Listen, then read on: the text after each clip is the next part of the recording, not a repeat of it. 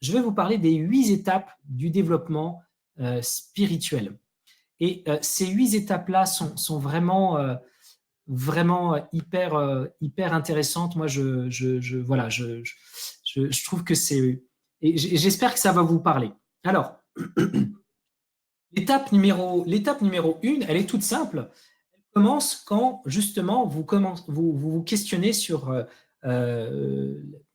on est sur Terre, qu'est-ce que c'est que le sens de la vie, comment donner un sens à ma vie, c'est quoi le bonheur, comment je peux être heureux.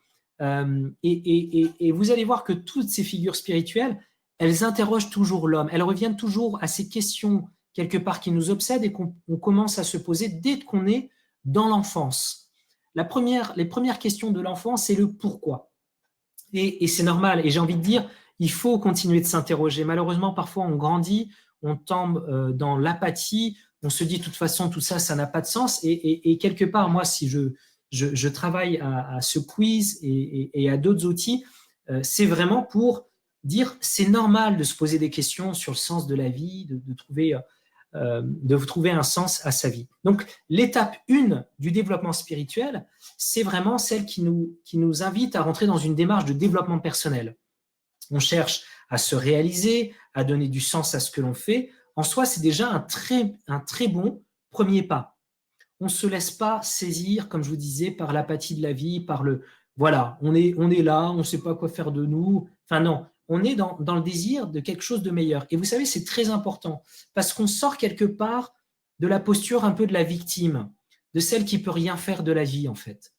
Et on sort de cette posture-là pour devenir responsable de sa vie et se donner les moyens d'aller de l'avant. Et en soi, c'est vraiment la première étape de développement spirituel. Alors, on parle de développement personnel, mais pour moi, c'est aussi une étape spirituelle. La deuxième étape, c'est lorsqu'on commence à rentrer dans une démarche spirituelle, dans le sens la découverte de ses valeurs, la découverte de sa mission de vie. On se dit que c'est important de vivre de manière pratique ces valeurs. On est vraiment dans la recherche de la cohérence, pas en fonction de ce que nous ont dit nos parents, pas en fonction d'une tradition spirituelle ou religieuse, pas en fonction de ce qu'on a appris à l'école, pas en fonction de nos proches, mais vraiment en fonction de ce qui est important pour nous, de ce qui a du sens pour nous. Parce qu'on est vraiment dans ce désir de clarifier ce qui est important pour nous, mais aussi dans l'optique de transmettre quelque chose qui a du sens, que ce soit dans les conversations avec notre famille, nos proches et puis nos enfants. C'est là que reviennent toutes ces questions-là. Donc, quelque part, ces 2 premières étapes du développement spirituel, c'est des étapes qui sont assez centrées sur la connexion à soi. Et j'ai envie de dire, pour faire le parallèle avec les enfants, c'est la même chose. C'est vraiment ce qui se passe. C'est que les enfants sont très dans la découverte du monde, mais aussi dans l'exploration de qui ils sont. Donc, ça touche des choses qui sont vraiment très importantes. Donc, deuxième étape, plutôt la connexion à soi. OK ? Au niveau de l'étape 3, on commence vraiment à se connecter aux autres. Et en allant plus loin, ce qui est vraiment intéressant par rapport à l'étape 4, c'est qu'on commence à saisir qu'on rentre dans une dimension, on va dire, transcendante. Qu'est-ce que je veux dire par là? C'est que je vous parlais tout à l'heure du fameux nous l'humanité. On rentre vraiment dans une perspective où on commence à comprendre qu'on est tous liés aux uns aux autres, que ce qui se passe pour l'un va nous affecter d'une manière indirecte ou parfois directe. On parle beaucoup de cette notion d'écosystème, où on est vraiment tous en lien les uns avec les autres. Et si vous retirez quelque chose de l'écosystème, il manque quelque chose à l'humanité et on ne peut pas justement vivre pleinement ce pourquoi on a été fait. Alors, à ce stade, on va au-delà du recherche du sens de sa vie, mais on se pose vraiment la question du sens de la vie. Et ça change beaucoup de choses dans notre approche. Donc, c'est vrai que sur l'étape 1 et 2, on est plutôt centré sur soi, et ce n'est pas un mal en soi, hein. Mais les étapes de développement spirituel fait qu'à un moment, on est vraiment dans cette connexion aux autres, et c'est comme ça qu'on peut aller plus loin. Alors, Si bien que la question de la souffrance, la question de ce qui affecte les autres deviennent aussi notre préoccupation. Et ça, c'est une préoccupation qui est vraiment une bonne préoccupation. Il y a beaucoup de courants aujourd'hui qui reviennent sur l'importance vraiment de l'humanité. On appelle ça d'ailleurs des humanistes. Et c'est important de comprendre que chacun a quelque chose de particulier à apporter. Alors, si vous voulez, dans les étapes 1, 2, 3 et 4, on peut faire toutes ces choses que je vous ai partagées et en même temps être dans une approche de la vie qui peut être très matérialiste, très consommateur et en même temps une vision de la vie qui est très naturaliste.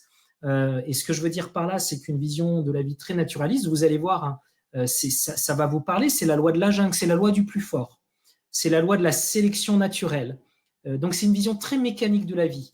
Et on peut faire toutes ces étapes. Vous pouvez d'ailleurs rencontrer parmi vous des gens qui sont déjà dans ces étapes-là, dans l'étape 1, 2, 3 ou 4, mais qui restent beaucoup sur la dimension du monde visible. Donc on est beaucoup dans une approche quand même scientifique, philosophique, et on peut presque dire que l'homme, c'est un animal comme les autres, il est le fruit d'une évolution qui est due au hasard. Alors ce qui fait qu'on passe à l'étape 5, en termes de conception de la vie, c'est qu'on commence à s'interroger sur la question du monde invisible. Et c'est là où la dimension spirituelle prend aussi toute son importance. C'est pour ça que dans les étapes 5, dans les étapes, on va vraiment se poser la question, qu'est-ce que c'est que le monde invisible? Qu'est-ce que c'est que le monde spirituel? On commence par des petites expériences spirituelles, on commence à explorer personnellement cet univers spirituel et ça passe par différentes expériences. Nous, on l'a très bien vu en discutant avec vous dans les sondages, dans les enquêtes. Il y a des gens qui touchent le monde invisible parce qu'il y a un décès d'un proche et ils ont le sentiment que ce proche cherche à communiquer avec eux en partant du monde de l'au-delà. Il y a des gens qui font des expériences de voyage astral, il y a des gens qui font des expériences qui sont en lien avec des guides, il y a des gens qui parlent à leurs anges gardiens, il y a toutes sortes d'expériences spirituelles et du coup, ce monde visible, ce monde invisible est une réalité. Alors, quand on est sur ces sujets-là, bien sûr, on peut passer pour un fou. Moi, ce qui me rassure, c'est qu'on en a toujours parlé dans les mythologies, dans les religions et aujourd'hui dans les nouvelles formes de spiritualité. C'est une constance dans l'humanité. Elle parle toujours d'un monde invisible, d'un monde spirituel. Après, on peut se dire, bon, je ne sais pas comment y accéder, je ne sais pas si c'est réel, mais ce qui est sûr, c'est qu'il y a des lois dans le monde physique, comme la loi de la gravité, mais il y a aussi des lois dans le monde spirituel.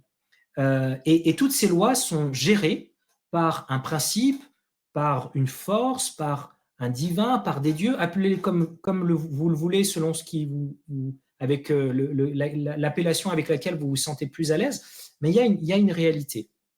Je continue. L'étape 6, c'est l'étape vraiment de cette connexion avec ce principe qui est un principe cosmique, comme l'appelait Einstein, le grand esprit si vous êtes plutôt dans la tendance chamanique, Brahman si vous êtes hindou, Dieu si vous êtes croyant dans une des religions du monothéisme ou pas, c'est pas le monopole des monothéistes, et puis Allah ou Yahvé, mais ce principe cosmique unificateur, quand vous commencez à chercher une connexion avec lui, je vois par exemple sur Instagram, je suis plein d'hashtags sur la spiritualité. Il y en a de plus en plus qui font des prières à l'univers, donc qui cherchent cette connexion au grand tout. Pourquoi ils le font? Dans les enquêtes que j'ai faites, dans les discussions que j'ai eues, il y a beaucoup de personnes qui me disent « Mais moi, si je pouvais contacter ce principe cosmique, la force, si vous êtes un fan de Star Wars comme moi, ben, ce serait de lui demander « Mais pourquoi je suis sur Terre? C'est quoi mon destin en fait ?» Et la réalité, c'est que, en tout cas, dans ces étapes spirituelles, il y a une part de réponse qui est en nous, il y a une part de réponse qui est en les autres, et il y a une part de réponse qui, je pense, est dans ce principe cosmique. Sinon, on n'en parlerait pas dans toutes les mythologies, dans toutes les religions. Alors, maintenant, qu'est-ce que ce principe cosmique, cet univers, cette force, cette énergie, je ne sais pas comment vous l'appelez, qu'est-ce qu'il y a derrière? C'est ça la grande question. C'est qu'on ne sait pas en fait comment explorer ces questions-là. Mais il y a vraiment ces trois dimensions-là. C'est pour ça que j'ai fait ce triangle. Alors, je ne vais pas beaucoup parler des étapes 7 et 8 parce qu'on n'a pas le temps. Mais je compte de toute façon faire une série sur ce sujet-là parce que je pense que c'est vraiment, ça vaut le coup vraiment d'être exploré. Il y a un autre principe, et je vais finir avec ça. Il y a un principe qui est cardinal concernant ce principe cosmique, cette force, cet univers, c'est qu'il est infini. Il est infini. Je veux dire, on ne peut pas le mesurer. Si il est à l'origine de tout ce que nous avons devant nous, il est infini. Il est hors du temps, hors de l'espace. Je ne sais pas, il est dans une 5e, 6e dimension, je ne sais pas. Mais il est vraiment au-delà de tous nos schémas. Et c'est intéressant quand vous regardez les mythologies, par exemple l'hindouisme. L'hindouisme, c'est un polythéisme et un monothéisme. Ils vous diront, les hindous, on sait qu'il y a ce principe unificateur qu'on appelle Brahman, mais il a différents visages, il a différentes facettes. Il y en a d'autres qui vont vous dire c'est la nature. C'est la nature, c'est la mère nature. On appelle ça Gaïa dans la mythologie grecque. Donc, il faut mettre des mots dessus, mais on rend compte quand même qu'il y a une constance. Elle est infinie. L'autre chose, par exemple, Pachamama, il y a vraiment différentes choses. Si on va chez les Incas aussi, on va trouver aussi pas mal de noms. L'autre chose, c'est qu'il y a un rapport avec la vérité. Il y a quelque chose qui est vraiment de l'ordre de la vérité et qui est important. Elle est révélatrice d'un savoir qui n'est pas toujours atteignable par l'homme. Et la troisième chose, et ça c'est l'aspect le plus mystérieux je pense, mais qui quelque part est inscrit dans nos gènes, j'ai envie de dire, c'est le rapport à l'amour. Dans cette dimension spirituelle, il y a une dimension d'amour de soi, d'amour des autres et d'amour de cet être, de cette force qui est très importante. On voit bien qu'on est dans un cadre qui peut être porté par l'amour. Les premières personnes qui nous aiment, normalement, ce sont nos parents. Alors, je ne dis pas qu'ils le font toujours bien ou que c'est toujours le cas. Ensuite, on découvre l'amitié. Après l'amitié, on découvre la vie de couple. Donc, ça grandit dans l'intimité. Et puis, un jour, ce n'est pas toujours le cas, mais c'est quand même le cas généralement, on devient parent et on redonne cet amour. Donc, il y a vraiment un cycle autour de l'amour. Je ne peux pas aller plus loin que ça pour l'instant, mais n'hésitez pas à me poser vos questions, à me faire vos commentaires par rapport à ça. Mais je crois vraiment que ces étapes de développement spirituel sont vraiment clés dans le cheminement de chacun. On ne peut pas plaquer des vérités sur ce que croient les uns et les autres. C'est vraiment propre à chacun. Un historien des religions que j'aime beaucoup, qui s'appelle Odon Vallet, disait, en parlant des Français, parler de sa spiritualité, c'est comme parler de sa sexualité. Il n'y a rien de plus intime que sa sexualité. Et je tends à dire que pour la spiritualité, c'est la même chose. Donc, j'espère que ces étapes de développement spirituel vous mettent des mots peut-être sur votre cheminement, sur vos expériences. Peut-être que vous situez un peu dans tout ça. De la même manière que les quiz pour les profils spirituels sont une manière de découvrir son point de départ, pour moi, ces 8 étapes, c'est un peu comme une carte. Et on explore d'expérience spirituelle en expérience spirituelle, on va de plus en plus loin sur notre sens de la connexion à nous-mêmes, aux autres, et à cette force, à cet univers, à ce principe cosmique.